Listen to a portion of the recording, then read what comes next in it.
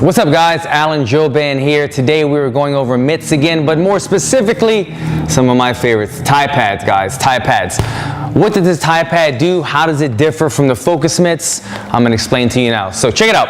Obviously, the first thing you notice, tie pad gives you a lot more coverage. It covers your whole forearm. So it's giving you a lot more protection to unleash some of those other weapons. More Muay Thai, the system of 8 limbs. So now, not only do we have punches, but we have elbows, we have knees, we have kicks. We can absorb all those. We can do push kicks, we can do cartwheel kicks. We can do a lot more fun things, a lot more different types of strikes because of the added layer of coverage that we have right here. So when using tie pads, what do you want to do? You want to lace them up, strap them on. There's 2 straps here. A lot of people, when they first put on tie pads, they strap them so tight because they're nervous.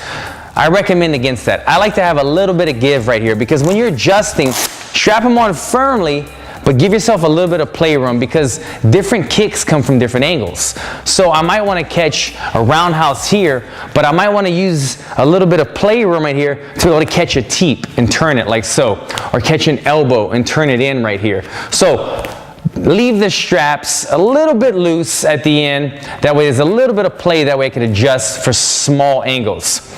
Moving on. When we're catching kicks, guys, catching kicks is a lot like catching punches. In other videos where I've talked about the mitts, I said 80-20 is a good beginner thought process on meeting somebody, meeting the target 20% of the way. They're punching 80%, meet them 20%. As you evolve, as you get better, as you get more comfortable with the person you're hitting mitts with, then you could probably start going only about 5% because it's going to be so quick, you don't have time to go for 20% of the way. But a general rule of thumb, if you're a beginner, meet the target 20% of the way. Now, with punches, we're meeting 20% here, straight up. We're either catching a 1, 2, or a 3, we're just turning it in. That's all we're doing for the hook, and we're keeping them at eye level to the person we're working with. For tie pads, when we're catching a kick, beginners, it's okay to start out here. What I mean by this is elbows together. It's okay to start out like that to show the person who's kicking the target. This is the target. This is where it's going to be. Ideally, a kick should be about 45 degrees. So if we're standing square, you put your tie pads together, 45 degrees off because that's the angle of the kick, and then also use the mitts, the tie pads, about a 45-degree angle up because the kick should be slicing upward, not completely across or not straight up. It should be slicing across from the hip to the shoulder. So we give the pads a 45-degree angle right here.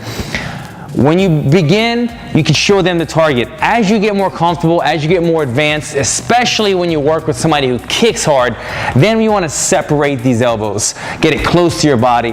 Now my body can really absorb the blow of the kick. Right here, if someone doesn't kick that hard and you're just getting used to them, this is okay.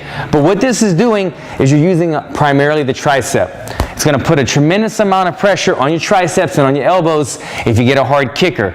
So the beginning, this is fine. Once you've advanced, you're comfortable with holding pads, or you're working with somebody who kicks like a mule, separate these elbows, bring them close to your body. Now I'm absorbing with my body. Now it's not just my triceps, it's also my lats, my shoulders, my back, my entire core absorbing this kick, and I'm still meeting the kick. I'm not letting the kick throw me off. I'm meeting the kick 20% of the way, or a smaller percentage as you get better. So meet the kicks 45 degrees here off of square. Give it a 45-degree angle, side to side. There's also many options when it comes to push kicks. We can meet them here, working a push kick.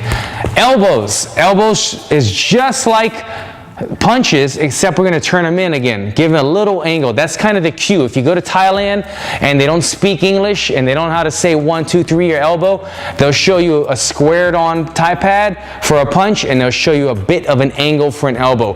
That's how you kind of cue it up. If you're speaking with somebody who speaks English, you just tell them an elbow. But if you don't want to speak and you want to get on a really good kind of dance with you and your pad holder, you just show them the angle and they'll know that's an elbow.